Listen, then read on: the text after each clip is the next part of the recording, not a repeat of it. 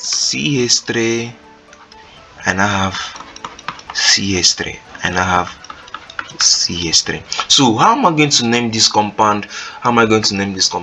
So feel free to pause this video and go ahead and name this one. This one look more complex compared to the last example we did. So the first thing you're going to do is to locate the longest continuous chain. So our longest continuous chain is in this direction. So let's check. 1, 2, 3, 4, 5. Is it our longest chain? No. So the answer is definitely no. That is not our longest chain. So what of 1, 2, 3, 4, 5? Is that our longest chain? No, that is not our longest chain. So our longest chain will now be, let's check. Let's just watch as I'm doing it. So 1, 2, 3, 4, 5, 6. So our longest chain is what? The parent chain. The unbranched chain, which is the parent chain, is what we call what? Hexane. So our parent chain is what? Hexane. So what is definitely coming to your mind? So what is coming to your mind is, before we just think that this was a substituent, but as you can see now, it's not a substituent because it is part of our parent chain. So we are not going to call this a substituent, rather we're going to call it what? Our parent chain. So where is our substituent? Remember that I said a substituent is a group or an alkyl group which is attached to the parent chain. So since our parent chain is this direction, so any compound that is absent from this direction that I just pointed now is our substituents. So how many substituents can you see? I can see 3 substituents, which is 1, 2, and 3. So we have 3 substituents. So how are we going to name this compound? So in naming this compound, first, which we have identified our substituents. So if we want to name this compound, so we are going to name this in a way to give the substituent the lowest possible number. So if I should start from this direction here, we are not going to give it the lowest possible number because, okay, let's see it now. Let's check. So I have 1, 2, 3.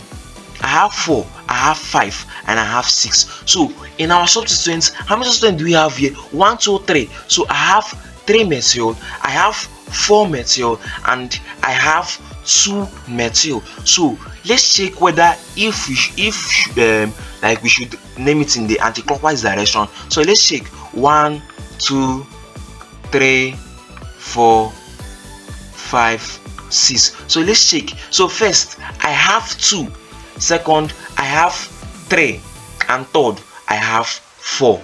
So, dear brothers and sisters, which side are we going to start? So definitely we are going to start from this direction because we have the lowest possible compound. But you should observe something again. What should you observe is, I have 2, I have 4, I have 3. I also have 2, I have 3, I have 4. So definitely starting from the downward side or starting from the upward side, you both are definitely correct. So when you're naming this compound, those that started from the downward side and those that started from the upward side are definitely correct. And note that you can start from the left, you can start from the right, but your main major product you should just bear in mind when you're naming alkane is that what you should just bear in mind that you should name it in a way to give the substituent the lowest possible alphabet, the lowest possible number. So now, since we have hexane as our parent chain, so what is the name of this compound? A chemist student to say, hey, now we are in my YouTube channel, Sagacious Learners. So if you want to ask someone what is your name, don't go ask that person what's your name. Just ask that person, hey guy, hey little broski, hi, what is your nomenclature? The nomenclature definitely mean what is your name. So instead of saying what is your name, a chemistry student will just say what is your nomenclature. Okay, so we have 1, 2. So this is 2, comma, because a number you have to subtract. You know, I said when you have number you separate it to what? a comma sign. When you have number alphabet, you separate it with hyphen. When you have alphabet, you're not going to separate it with any other thing. You're going to just join it together. So I have 2 because I have a methyl group attached to this compound. I have 3, so I'll call this 3.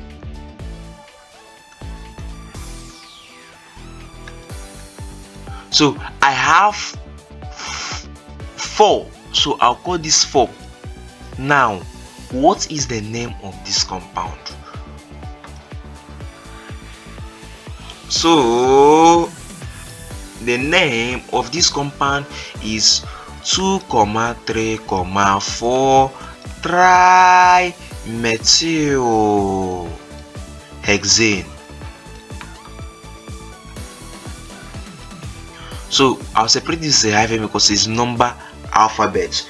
So wow, complex. So how did this tri came in about? How do we have this tri? Why this tri? What of, instead of saying 2, 3, 4 methyl hexane, like why they try? So I'm going to explain something now for you. So whenever in chemistry you see 1, so you definitely call it what? Mono. So 1 is mono, 2 is what? Di, 3 is what? Tri, 4 is what? Tetra. Don't worry, I'm going to teach you naming of inorganic compound. I'm going to teach you many things in my YouTube channel, so just be ready and focus to learn. So but in organic chemistry, this 1 we are not going to be using it because 1 is definitely 1, so it is not necessary in organic chemistry, because whenever you write a compound without identifying mono, therefore that compound just definitely means 1. So when I mean organic compound, 1 is not necessary. So what is necessary is what? 2, 3 and 4 and 5, which is penta, 6 hexa, 7 hepta. But I'm not sure for your level, for those preparing for A level, JAMB or JUPEP, I'm not sure they're going to reach in that dimension, or even though they reach, it will be very difficult. It's rare, but I'm going to teach you, so just calm down. So we have 2 means what? Die. So anyway you see 2, we mean die. Anyway you see 3, we mean tri. Anyway you see 4, we mean tetra. So note all these things. So 5 is penta. 5 is penta. So in that compound, I definitely call this tri because I have 3 methyl group attached to this compound. So since I have 3 methyl group attached to this compound, so I'm going to invade the name. I'm going to introduce the name what? Tri. If the methyl group were 2, so students, what am I going to call this? Di.